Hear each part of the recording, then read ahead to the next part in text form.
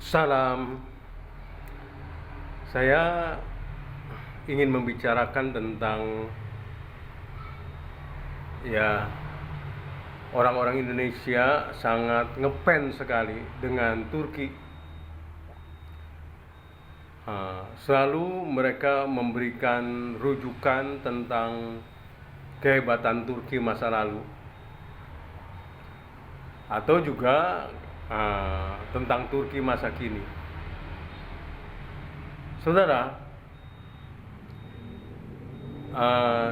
di antara virus yang merusak, yang tersebar ke negeri-negeri Islam termasuk di Indonesia adalah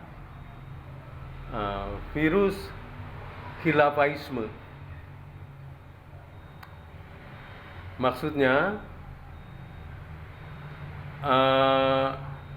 satu keyakinan, dan ini disebarkan oleh Hizbut Tahrir.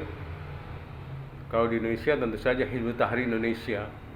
Kalau di luar negeri ya kelompok Hizbut Tahrir ini menyebarkan tentang ya tujuan utama orang Islam adalah bagaimana berdiri kembali khilafah di negeri masing-masing.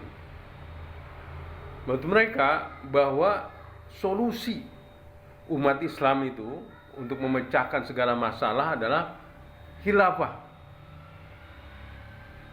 Kalau saat ini umat Islam terpuruk, negerinya banyak yang tidak maju, negerinya masih dalam keadaan banyak ya dikendalikan oleh bangsa asing, negerinya berdiri pemerintahan sekuler.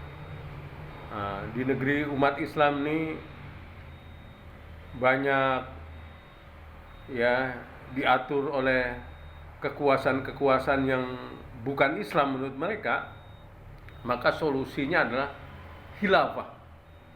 Maka itu mereka selalu mendengung-dengungkan khilafah. Mereka demo dengan meneriakkan khilafah, mereka diskusi selalu ujung-ujungnya solusinya khilafah. Nah, apakah benar? Saudara, berdasarkan bukti sejarah, memang setelah Rasulullah wafat, maka kekuasaan umat Islam dilanjutkan apa yang disebut Khulafaur Rasyidin, pemimpin-pemimpin yang mendapatkan petunjuk, yakni pemerintahan Abu Bakar, Umar, Utsman, dan Ali. Lalu ya umat Islam selanjutnya ya pemerintahnya dikendalikan oleh apa yang disebut ya dinasti Umayyah, dinasti Abbasiyah, dan dinasti Utsmaniyah. Namun para pejuang khilafaisme, mereka mengatakan bahwa dinasti Umayyah itu khilafah, kekhilafahan Umayyah, dinasti Abbasiyah kekhilafahan Abbasiyah, dinasti Utsmaniyah itu kekhilafahan Utsmaniyah.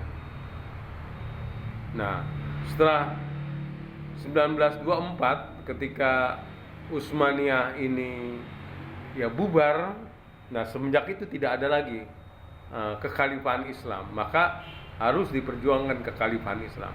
Ini menurut mereka. Setelah kita meneliti sejarah apa yang disebut khilafahan Umayyah, Abbasiyah, Utsmaniyah itu sebenarnya dinasti, ya kerajaan itu. Karena di Umayyah, Abbasiyah, Utsmaniyah itu ya pemerintahan yang turun-temurun, pemerintahan keluarga, dan sering itu di mana-mana di dunia ini yang namanya kerajaan itu kalau ingin jadi raja harus membunuh raja sebelumnya. Maka itu di dalam pemerintahan Umayyah juga banyak ya pertumpahan darah di dalam tubuh keluarga itu sendiri. Begitu juga di masa Abbasiyah dan juga di masa Utsmaniyah. Nah, maka itulah pengosong-pengosong khilafah ini sekarang di banyak negara sudah dilarang. Nah, termasuk di Indonesia sudah dilarang yang namanya Hizbut Tahrir Indonesia. Mengapa mereka dilarang? Karena di banyak negara mereka begitu. Umumnya sekarang negara-negara bentuknya demokrasi. Untuk menjadi pemimpin itu harus melalui pemilu. Nah, ini tidak. Mereka ya Hizbut Tahrir ini ya menyalahkan demokrasi, tapi mereka ingin memimpinnya melalui kudeta, memimpinnya melalui revolusi, memimpinnya melalui ya persekutuan-persekutuan yang diam-diam, yang melakukan upaya-upaya sabotase, upaya-upaya persekongkolan merebut kekuasaan. Maka di banyak negara dilarang, termasuk di Indonesia. Mereka menggerakkan demo-demo, menggerakkan ya bagaimana orang-orang berkumpul, tapi bukan semata-mata ya unjuk rasa. Mereka niatnya bagaimana merebut kekuasaan melalui revolusi, melalui kudeta, sehingga di Indonesia pun dilarang. Nah, jadi orang-orang yang mengusung khilafah ini mereka membanggakan kekhilafahan Turki lalu atau Turki yang sekarang. Padahal sekarang banyak film-film Turki itu yang beredar, termasuk di Indonesia. Kita bisa melihat sendiri bagaimana kerajaan-kerajaan masa lalu itu yang isinya adalah keluar mereka melakukan invasi-invasi, penaklukan-penaklukan untuk menunjukkan kehebatan superior terhadap bangsa-bangsa lain. Ya sama juga seperti Barat lah, melakukan penjajahan-penjajahan, memperluas wilayah. Nah kemudian ya setelah menaklukkan, ujung-ujungnya ya untuk kekayaan, merebut kekayaan bangsa-bangsa yang ditaklukkan, termasuk urusan peyempuan. Ya, film-film Turki itu menggambarkan keglamoran, ya keluarga kerajaan, ya dengan cerita permaisuri yang cantik dan juga dayang-dayangnya. Ya, perempuan-perempuan yang menjadi ya pemuas nafsu buat raja dan pangeran.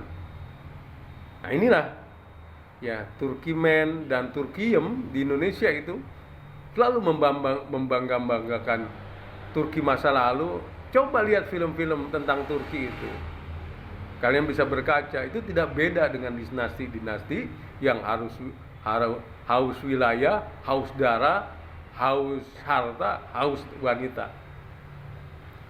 Nah juga begitu, kalau membanggakan Turki yang sekarang juga tidak kena. Ya, standarnya masih jauh dari standar Islam. Mengapa? Memang yang berkuasa sekarang Erdogan itu, ya artinya secara ideologi